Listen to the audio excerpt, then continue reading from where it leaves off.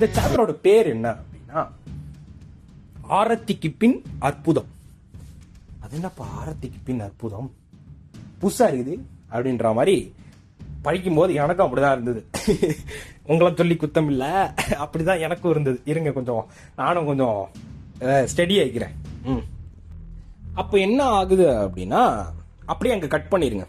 அரண்மனையில் நடக்கிற விஷயம் நடந்துகிட்டு இருக்கு இல்லையா, அதாவது எங்க கட் பண்ண சொல்றேன்னா, அந்த செய்தி வரத்துக்கு முன்னாடி வரைக்கும் பேசிட்டு இருக்கிற இடத்துல கட் பண்ணுங்க. ஓகே, இப்ப சர்ன்னு ஒரு 2-3 நாளைக்கு பின்னாடி போனா யாரு, பொன்னியின் செல்வரும் வந்தியத்தேவரும் வந்துட்டு இருந்த எபிசோட் சொன்னேன் இல்லையா, அந்த கதைக்களம் சொன்னேன் இல்லையா, அந்த கதைக்களத்துக்கு வந்துருங்க.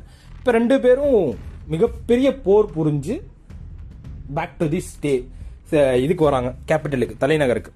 ஸோ அப்போ 2 பேருக்கும் எவ்வளோ வரவேற்பு இருக்கும். 2 பேரையுமே மக்களுக்கு ரொம்ப பிடிக்கும்.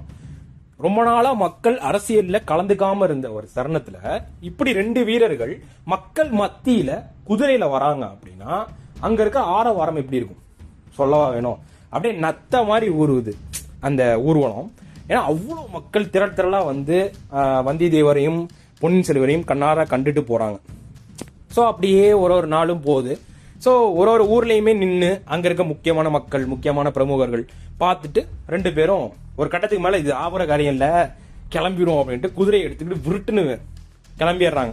படையெல்லாம் பின்னாடி வரட்டும், நம்ம போவோம், நம்மளோட மெய்க்காவலை மட்டும் கூட்டிகிட்டு போவோம் அப்படின்னு சொல்லிட்டு பறக்குறாங்க 2 பேரும் குதிரையில. முன்னாடி 2 பேர் யார் அப்படின்னா, வந்தியத்தேவனும் கந்தமாறனும் ஜோடி போட்டுக்கிட்டு பேசிக்கிட்டே போறாங்க. பழைய காலத்து விஷயங்கள், நாம இப்படி இருந்தோம்ல, வடக்குல காவல் புரியுறமோ இப்படி இருந்தோம், இவ்வளவு செயல் பண்ணோம், ஒன்னு நீ இப்படி குறும்புத்தனம் பண்ண, நான் இப்படி அதை கண்டிச்சேன் அப்படின்ற அந்த பாலிய சிநேகிதத்தை பத்தி பேச. எப்போதுமே நீங்க ஒரு 2 நண்பர்கள், 2 ஆண் நண்பர்களோ இல்ல 2 பெண் நண்பர்களோ, இதை பத்தி இந்த ஆண் பெண் நண்பர்களுக்குள்ள இவ்வளவு அன்னோனியம் இருந்ததா எனக்கு தெரியல. ஒரு 2 ஆண்கள் பேசும்போதோ இல்ல 2 பெண்கள் பேசும்போதோ அவங்க பாலிய காலத்துல இருந்தே ரொம்ப தோழமையோட இருக்கிறவங்க அப்படின்னா அவங்களுடைய ஸ்நேகம் வந்து ரொம்ப அளவு கடந்ததா இருக்கும். எப்படி இருக்கும்னா, அவன் வந்து ஒரு தரக்குறைவான எப்படி சொல்ற, கெட்ட வார்த்தை சொல்லல, ஒரு தரக்குறைவானனா அவனை ஏதாவது இழிவுபடுத்தியோ ஒரு காமெடியா ஏதோ சொல்றத பத்தி கலாய்க்கிற மாதிரி பேசினாலேயோ மித்தவங்க கலாச்சாரம் நம்மளுக்கு ஒரு மாதிரி ஹார்ட்டா இருக்கும். ஆனா நம்மளை நெருங்கினவன் ஏதாவது கலாச்சோம்னா நம்மளுக்கு அந்த ஹார்ட்டிங் ஃபீல் இருக்காது இல்லையா. அந்த மாதிரி இவனை பாண்டிங்ல இருக்கவங்களுக்கு ரொம்ப நாள் கழிச்சு மீட் பண்ணா அவங்களுடைய சந்தோஷம் அளவலையா தான் இருக்கும். அவங்க மனசுல இருக்கிற அந்த வலியும் லேசானதா இருக்கும். அப்படிதான் இன்னைக்கு வந்தியத்தேவனுக்கு இருந்துச்சு. ஏன்னா பல காலம் கொள்ளையர்கள் மத்தியில கிட்டத்தட்ட ஒரு 4 மாசமோ 3 மாசமோ கொள்ளையர்கள் மத்தியில வாழ்ந்து உடல் மெலிஞ்சிருந்தாலும் அவங்களுடைய மனசு திருப்பி திடம் பெற்றதுக்கு காரணம் கந்தமாறன். அப்படியே பேசிக்கிட்டே போறாங்க. பின்னாடி 2 பேர் யாருன்னா வந்தியத்தேவனும் பொன்னியின் செல்வர். பொன்னியின் செல்வர் என்னன்னா அப்பப்போ அப்படியே ஆழ்வார்க்கடியான்ட்ட என்னென்ன விஷயம்லாம் வாங்கணுமோ எல்லாத்தையும் கேட்கிறாரு. நாட்டில் என்ன நடக்குது, மக்கள் என்ன பேசுறாங்க, அனிருந்த பிரம்மராயர் என்ன சொல்றாரு, இப்படியே ஒரு பேச்சான டாக் போயிட்டே இருக்கும்போது ஒரு கட்டத்துல சில கேள்விகள் ஆழ்வார்க்கடியான் கேட்கிறான். ஆனா பொன்னியின் செல்வன் ப்ராப்பர் ஆன்சர் இல்லை. அவர் எங்கேயோ ஒரு கனவு உலகத்துல நான் எங்கோ இன்பக்கடலில் மிதந்து கொண்டிருக்கிறேன் அந்த மாதிரி அவர் வந்து அந்த மாதிரி கனவுல வந்து அந்த பொண்ணை நினைச்சுக்கிட்டு அப்படியே மிதக்கிறாரு. இதை வந்து ஆழ்வார்க்கடியான் எப்படி பாக்குறான் அப்படின்னா, இப்படி பொன்னியின் செல்வரை அவன் பார்த்ததே இல்லை. பொன்னியின் செல்வர்னா ஷார்ப்பா இருப்பார், கூர்மையான சிந்தனை, தொலைநோக்கு பார்வை, அரசியல்ல ஒரு சாணக்கியர் அவர் இல்லையா.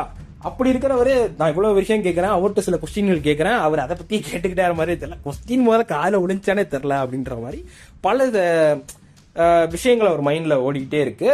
அதை இவர் நோட் பண்ணிட்டே இருக்காரு. என்னவா இருக்கும்னு அவரால் கூட கண்டுபிடிக்க முடியல. இப்படியே பேசிக்கிட்டே போது 2 நாள் கழிச்சு கோட்டை தெரியுது. அப்படியே ஒரு மேட்ல வந்து நின்று பார்த்தா அங்க கோட்டை தெரியுது.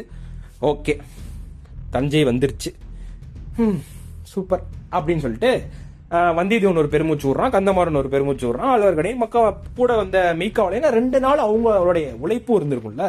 ஸோ அதனால அவங்க எல்லாரும் பெருமூச்சு விடுறாங்க. ஆனா பொன்னியின் செல்வர்கிட்ட மட்டும் எந்த ரியாக்ஷனும் இல்லை. அவர் அப்படியே உம்முனே இருக்கார். ஸோ இப்படியே அப்படியே கோட்டை வாசலுக்கு போகும்போது அந்த அகலியை பார்க்கறாரு. பல நாட்கள் போர் பார்க்காத ஒரு கோட்டை எப்படி இருக்கும், பலன்னு இருக்கு, கோட்டையெல்லாம் நல்லா பராமரிச்சிருக்காங்க. ஆனா அகலியில தண்ணி இல்லை, முதல்ல இல்லை, தாமரை மலர் அப்படியே மன்றி கிடக்கு. அந்த தாமரை மலரை சுத்தி அந்த இலைகள்லாம் இருக்கும்ல, அதெல்லாம் அப்படியே தண்ணியை மறைச்சிட்டு படர்ந்துருக்கு. அதை பாக்குறப்போ இதே மாதிரி அவருடைய மனசும் அப்படிதான் இருந்தது. அகலிகைக்குள்ள முதலையும் இருக்கும், நல்ல பசுமை வாய்ந்த மலரும் இருக்கும், செந்தாமரை இருக்கும். ஆனா அதை சுத்தி இந்த மாதிரி பச்சை கொடிகள் இருக்கிறப்போ அவர் மனசு அப்படிதான் மூடி மறைச்சு இருக்கு. உள்ளுக்குள்ள ஒரு விஷயம் வச்சிருக்காரு, உள்ளுக்குள்ள பல சக்திகள் இருந்தா அதை மயக்கிறதுக்குன்னு ஒரு கண்ணி, மனைவி, மக்கள் எல்லாத்தையும் மறந்து ஒரு மாதிரி கனவு உலகத்துல செஞ்சிருச்சிருக்காரு. அவர் மனசு ஒரு மாதிரி மனசோட அந்த அகலியை ஒப்பிட்டு பார்க்கும்போது அவருக்கு ஒரு மாதிரி புன்னகை வந்துருது. இப்படிதானே நம்மளும் இருக்கோம், அதே மாதிரி நம்ம தஞ்சை இருக்கு அப்படின்னு சொல்லிட்டு சிரிச்சுக்கிட்டே உள்ள போறாரு. உள்ள போன உடனே அவருக்கு ஒரு செய்தி ஒண்ணு வருது ஒரு காவலாளிட்ட இருந்து. என்னன்னா, இந்த மாதிரி நீங்க வர்றதுன்னு தெரியாம 2 இளவரசிகளும் சின்ன பழுவேட்டையர் மாளிகைக்கு போயிட்டாங்க அப்படின்னோடனே அரே ஆச்சரியம் அருள்மொழிவர்மருக்கு. என்னடா இது 5 வருஷ காலமா இல்லாம இன்னைக்கு என்னடா ஒரே அதிசயமா இருக்கு, எதுக்கு 2 பேரும் அங்க போனாங்க அப்படின்னோடனே அப்புறம் அவர் மனசுக்கு தோணுது, ஏன் நம்ம போக கூடாது, அவர் என்ன அப்படி தப்பு பண்ணிட்டாரு, நம்ம அவரை போய் பாக்குறது தான் உசிதமானது. ஏன்னா இப்ப இருக்கிற போர் வீரர்கள்ல, இப்ப இருக்கிற மாவீரர்கள்ல அவரு தான் முதன்மையானவர், இந்த தலைமுறைக்கு அவர் தான் வழிகாட்டி, அப்ப அவரை தான் நம்ம போய் பார்க்கணும் அப்படின்ற அவர் எண்ணம் வந்தோடனே நேரம் அவங்க மாளிகை கொடுங்க அப்படின்னோடனே வெறுன்னு உள்ள போறாங்க. இவங்க வர இந்த செய்தியை கேட்டோன்னே ஊர்ல இப்படி இருக்கு, தலைநகரம் கேட்க ஆகணும், அல்லோல கொள்ளம் படுது, தார தப்பட்ட பேரிக முழக்கம் சங்கு என்ன நம்ம கையில கிடைக்குது எல்லாத்தையும் எடுத்து ஊத ஆரம்பிச்சிட்டாங்க. வெற்றிவேல் வீரவேல்னு அப்படியே சத்தம் வந்து எல்லா சைடும் கேக்குது. இந்த தீபாவளி அப்போ ஒரு செகண்டுக்கு ஒரு தடவை ஒரு வேட்டு சத்தம் கேட்கும். அந்த மாதிரி எங்கேயாவது ஒருத்தர் பொன்னியின் செல்வர் வாழ்க, வந்தியத்தேவர் வாழ்க, சோளம் சோளம் அப்படின்னு கத்திக்கிட்டே இருக்காங்க. இந்த முழக்கம் வந்து கேட்டுக்கிட்டே இருக்கு. ஒரு கட்டத்துல பொன்னியின் செல்வர் என்ன நினைச்சிட்டாரு, ரைட்ரா இவனுங்க இன்னைக்கு என்னைய சின்ன பழுவேட்டையர் மாளிகை கூட்டு போக மாட்டாங்க, இவ்வளவு பேரையும் நான் மீட் பண்ணிட்டு போனா கிழிஞ்சிரும் அப்படின்ட்டு அவர் வந்து அப்படியே திரும்பி வந்தியத்தேவரை ஒரு பார்வை பாக்குறாரு. அந்த பார்வையோட அர்த்தம் புரிஞ்சிருச்சு வந்தியத்தேவருக்கு. உடனே கையை இப்படி மேல தூக்கி கூட்டத்துக்கு முன்னாடி இப்படி நிறுத்துறாரு. ஒரு காலத்துல இதை வந்து வேற எப்பயாவது அவர் பண்ணிருந்த 5 வருஷத்துக்கு முன்னாடி பண்ணியிருந்தாருன்னா நீ யாரா இனிய சொல்றது அப்படின்ற மாதிரி மக்கள் ரியாக்ஷன் இருந்திருக்கும். ஆனா இன்னைக்கு அவரு சோழ சரித்திரத்தையே மாத்தின ஒரு மாபெரும் வீரன், அதை விட ராஜ மரியாதை பெற்ற மாப்பிள்ளை, ராஜ மாப்பிள்ளைன்னு சொல்லுவாங்கல்ல, சோழர் குலத்தோட மாப்பிள்ளை. அவர் கண்ணுக்கண்ணான குந்தவை தேவியார மணந்தவர். இப்படி அவருக்கு ஒரு பல பட்டங்கள் இருக்கிறதுனால, பல வீர பிரதாபங்கள் பண்ணதுனால அவர் கையை தூக்கணும்னு அவர் வேண்டியமான அமைதி கிடைச்சிருச்சு. கிடைச்சோன்னே பேச ஆரம்பிக்கிறான். என்னன்னா, மக்களே நீங்க எல்லாம் அவரை பாக்குறதுக்காக வந்திருக்கீங்க, அது எனக்கு புரியுது. ஆனா அவர் வந்து இப்போ உடனே கிளம்பி தஞ்சாவூர் விட்டு வெளியே போக போறது இல்ல, இனி இங்கதான் இருக்க போறாரு. நம்மளும் அவரை அனுப்ப போறது இல்ல. பொன்னியின் செல்வரை அவர் டெய்லி உங்களை வந்து பார்க்க போறாரு, சுற்றி வர போறாரு, உங்கள்கிட்ட எல்லா குறைகளையும் கேட்க போறாரு, உங்க வீட்டுல சாப்பிடுவாரு அப்படின்லாம் சொல்றான். சொல்லி முடிச்சிட்டோன்னே இப்ப அவரு ஒரு மிகப்பெரிய மாவீரரை அவர் வீட்டுல போய் பார்க்க போறாரு. அவருக்கு உடம்பு சரியில்லை, நம்ம தானே அவரை பார்த்துக்கணும், நம்ம நாட்டு மாபெரும் வீரரை நம்ம தானே பார்த்துக்கணும். அப்படி அவரை பார்த்து ஆசீர்வாதம் வாங்கணுன்றதுக்காக நேரா அவர் வீட்டுக்கு தான் போறாரு. இப்படி நீங்க திரளா வந்தா பொன்னியின் செல்வரால அவரை போய் மீட் பண்றதுக்கு தாமதம் ஆயிரும். அதனால நீங்க கொஞ்சம் வழி விட்டீங்கன்னா நாங்க போய் அவரை பார்த்துருவோம் அப்படின்ற மாதிரி பேசலாம். பேசினோட மக்கள் எல்லாம் டக்குன்னு பொன்னியின் செல்வர் வந்தியத்தேவன் முகத்துல இருந்து கட் பண்ணி அப்படியே திரும்பி பொன்னியின் செல்வரை பாக்குறாங்க. பொன்னியின் செல்வர் கை கூப்பி மக்களை பார்த்து சொல்றாரு, உங்க அன்புக்கு ரொம்ப நன்றி, வந்தியத்தேவர் சொன்ன மாதிரி நான் இங்கதான் இருக்க போறேன், நம்ம நாளைக்கு மீட் பண்ணுவோம், நாளானைக்கு மீட் பண்ணுவோம், நான் ஒவ்வொருத்தரையும் வந்து மீட் பண்றேன், தயவு செஞ்சு இப்ப வழி விடுங்க அப்படின்னோடனே மக்கள் அப்படியே நெகிழ்ந்து போயிடுறாங்க. நெகிழ்ந்து போயிட்டோன்னே ஓகேன்னு சொல்லிட்டு வழி விட்டுறாங்க. வழி விட்டோன்னே அங்க இருந்து கிளம்பி போறாருல வந்தியத்தேவரும் பொன்னியின் செல்வரும். அதுக்கு பின்னாடி ஆழ்வார்க்கடியானும் கந்தமாறன் இருக்காங்க. கந்தமாறனுக்கு ஒரே குசி, ஏன்னா இதுக்கு முன்னாடி வேலைக்கு போய் தோத்தாச்சு, வலுவேட்டையர் சொன்ன வேலை புட்டுக்குச்சு. ஆனா அதை எப்படி அங்க அவர்கிட்ட போய் சொல்றது, அவர் கோவக்காரராச்சு, ஏற்கனவே அவங்களுக்கு நம்மளுக்கு வாக்கிய தகராறு, அந்த மாதிரி அவன் மைண்ட் அங்கெல்லாம் போகுது. எப்படி லோகாவை போய் அவங்க வீட்டுல போய் பாக்குறது, இது வரைக்கும் கோயில்ல அங்க நின்று மறந்து நின்று பார்த்தாலும் அவளும் மறந்து நின்று சிரிச்சாலும் 2 பேருக்கு பிடிச்சிருந்தாலும் 2 பேரும் இது வரைக்கும் அதுக்கப்புறம் பேசிக்கல. அந்த நிகழ்வுக்கு முன்னாடி வரைக்கும், அந்த முயற்சிக்கு, அந்த அவங்க அக்காவை கூட்டு வர போற அந்த முயற்சிக்கு முன்னாடி வரைக்கும் பேசிக்கிட்டாங்களே வெளியே, அதுக்கப்புறம் பேசிக்கல. அதுக்கப்புறம் பார்த்தாலும் பேசுறதுக்கு கந்தமாறனுக்கு நான் எழல. இப்படி ஒரு சூழ்நிலையாவே இருக்கே அப்படின்னா இன்னைக்கு பொன்னியின் செல்வர் தயவால இப்படி ஒரு விஷயம் கிடைச்சிருக்கு அப்படின்னோடனே ஸ்ட்ரெயிட்டா சந்தோஷமா போனா வாசல்ல வந்து குதிரை நிக்குது. இறங்கி வித்தி வராரு சின்ன பழுவேட்டையர். வந்துட்டு வாருங்கள் மகாவீரர்கள், வர வேண்டும் சின்ன பழுவேட்டையர் மாளிகைக்கு அப்படின்னு சொல்லி அவரு அப்படியே பேசுறாரு. அவர் குரலுக்கு ஏத்த மாதிரிதான் அவர் உடலும் இருக்கு, ரொம்ப நெலிஞ்சு போயிட்டாரு. ஒரு காலத்துல அவரை பார்த்து அரளாதவனே ஆளே கிடையாது. அதான் இரும்பு கரம் கொண்டு யமதர்மனையும் பாதாள சிறையில் அடைக்கும் திறமை கொண்டவர் அப்படின்னு சொல்லி ஒரு பட்டம் இருக்கு சின்ன பழுவேட்டர். அப்படி இருந்த மனுஷன் இன்னைக்கு இப்படி ஆயிட்டாரு அப்படின்ற மாதிரி எல்லாருடைய மனமும் அவரை பார்த்தாலே நெகிழ்ந்து போயிருவாங்க. அந்த மாதிரியான உடல்நிலை வச்சிருந்தாரு. ஸோ இப்படி இருக்கிறப்போ இதெல்லாம் பார்த்துக்கிட்டே பொன்னியின் செல்வன் என்ன சொல்றாரு, ஐயனே உண்மை கண்டதில் மிகுந்த மகிழ்ச்சி. ஒரு காலத்துல நீங்க உங்க அண்ணன் எல்லாம் வந்து என்னை தூக்கி வச்சு கொண்டாடினீங்களாம் தோல்ல வச்சு. அப்ப எனக்கு அறியாத வயசு, அதெல்லாம் எனக்கு தெரியாது. ஆனா இன்னைக்கு உங்க மண்ணுல உங்க இடத்துல உங்க காலில் தொட்டு மன்னிப்புன்றேன், ஒரு ஆசீர்வாதமோ ஏதாவது தப்பு செஞ்சிருந்தா அதுக்கு ஒரு மன்னிப்போ அப்படி கேட்கணுன்றது எனக்கு ரொம்ப பிடிச்சிருக்கு. அதை நான் செய்யணும்னு நினைக்கிறேன், அதை எனக்கு அலோவ் பண்ணுங்க, அதுக்கு எனக்கு அனுமதி கொடுங்க அப்படின்னோடனே அவர் ரொம்ப சந்தேகம் வந்துடுது. ஒருவேளை அக்காவும் தம்பியும் பேசி வச்சுட்டு வந்திருப்பாங்களோ, என்னை வேணுங்கனே சமாதானப்படுத்துறாங்களோ அப்படின்ற மாதிரி தோணுது. அப்புறம் அவரே பகுத்தறிஞ்சு பாக்குறாரு. அவர் கடல் கடந்து வராரு, இந்த பொண்ணு இங்க அரண்மனையில இருக்கு, எப்படி 2 சிங்க் ஆகும் அப்படின்ற எண்ணம் வந்தோடனே சிச்சி அப்படிலாம் இருக்கு அப்படின்னோடனே ஆசீர்வாதம் பண்றாரு.